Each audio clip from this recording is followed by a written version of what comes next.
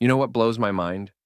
We've all heard about the three wise men following the star to Bethlehem, but there's this incredible forgotten story about a fourth wise man who spent 33 years searching for Jesus and never actually found him. Or did he? That's fascinating. I've never heard about another wise man. What makes this story so different? Well, it's this remarkable tale written by Henry Van Dyke about Artaban, a Persian noble who sets out with three precious gems: a sapphire as deep as the midnight sky, a ruby that captured the sunset's fire, and a pearl pure as moonlight. But here's where it gets interesting. So, what happened to these incredible treasures he was carrying? Well, that's the heart of the story. He starts his journey to meet the other wise men, but encounters a dying man. He makes this split-second choice to help, using some of his resources and missing his rendezvous with the others. Hmm, that must have been devastating, knowing his whole carefully planned journey was derailed from the very beginning. You'd think so, but it sets up this incredible pattern. In Bethlehem, he uses his sapphire to save a child from Herod's soldiers. Later, he trades his ruby to rescue a young woman from slavery. Each time, he's giving away what he thought he was saving for this divine king.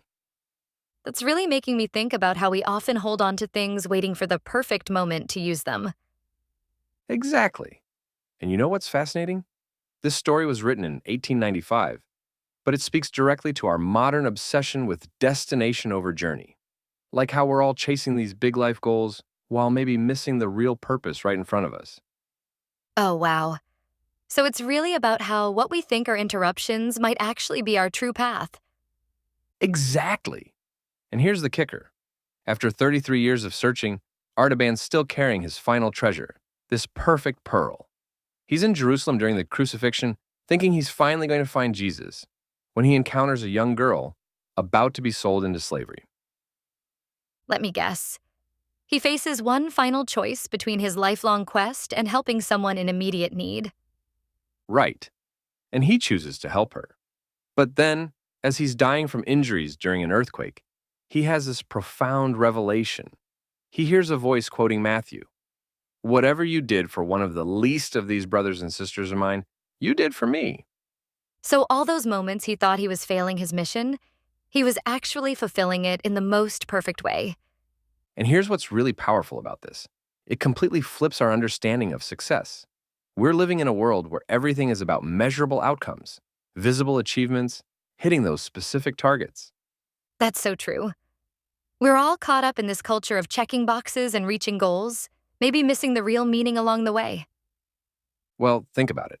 Artaban spent his entire life looking for this one big moment, this grand purpose. But his real impact came through all these small acts of compassion that he probably saw as setbacks at the time. You know, that's really challenging the way we think about purpose and meaning in our own lives. And here's something else to consider. Each of those gems he carried represented something valuable he thought he needed to hold on to. But their true worth was only realized when he gave them away to help others. That's such a powerful metaphor for how we might think about our own resources and talents. Exactly. And you know what makes this story particularly relevant now? In our hyper-connected world, we're all so focused on our personal journey, our individual growth, our own problems. But maybe, like Artaban, our real purpose is found in those moments when we stop and help someone else along the way.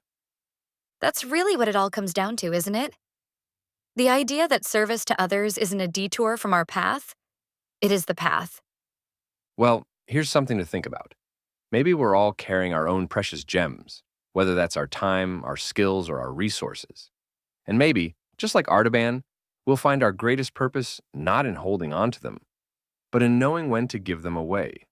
And perhaps what looks like an interruption today might turn out to be the most important thing we could have done.